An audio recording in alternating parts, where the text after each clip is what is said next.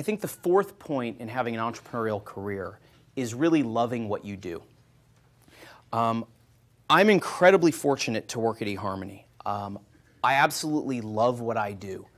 I sometimes describe eHarmony as an addictive business. And it's addictive as a professional because you really think to yourself, how could I be involved with something that's less meaningful in people's lives once you've done this? We estimate that by the end of next year, 100,000 babies will have been born to the people who have met on eHarmony. I've been involved in a lot of other companies.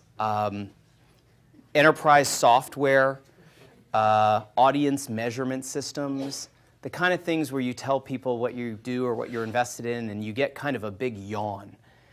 You tell people you work at eHarmony and they're definitely interested. And it's not that it's so important for all of you to come and work at eHarmony, although if you're interested, pick up one of my cards. What's really important is find out what you're passionate about. It will take time to find yourself in the right career space.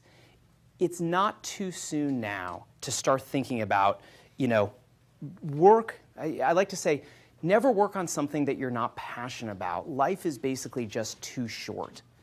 You will spend more time at the office than just about any other thing in your life throughout your professional career. In fact, in your whole life for many of you. So you might as well work on something that you care deeply about. I learned this lesson a little bit the hard way. I have the distinction of being, I think, the only Stanford University graduate to start a smoothie company and an internet company in the same year.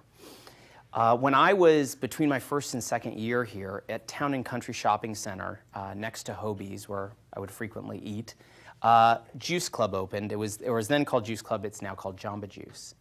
And this was only their second or third location that they ever had.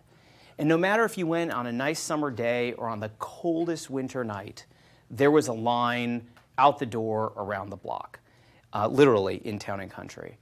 And like a lot of my business school classmates, we were completely fascinated by this business. And so I actually, with a business partner, launched a competitor to Jamba Juice. And a little unknown fact is that more people in my graduating class started smoothie companies than internet companies. Probably not true in the engineering school. But I opened this business and we had this plan to open our store in Houston, Texas, for reasons that I won't go into, just before the summer of 1995. And due to construction delays and a whole bunch of other things that went completely wrong, go back to my point about staying adaptable, our store opened after the summer of 1995, which then led into the coldest winter in 100 years in Houston, Texas. Everybody kept saying to me, there's never a frost in Houston, Texas. I sat there in that smoothie store, staring at that blender, and if you ever really want to get serious about figuring out what you're passionate about, try sitting in a smoothie store through the coldest winter in 100 years.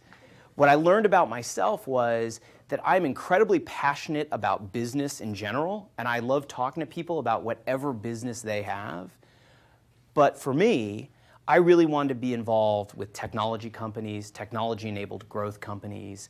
There were a lot of reasons behind it, but I, in a way, learned through a hard entrepreneurial experience, fortunately I'd also helped to start an internet company, what it was that would really make me go, this is a hard life to pick if you want to be an entrepreneur and you want to think like one.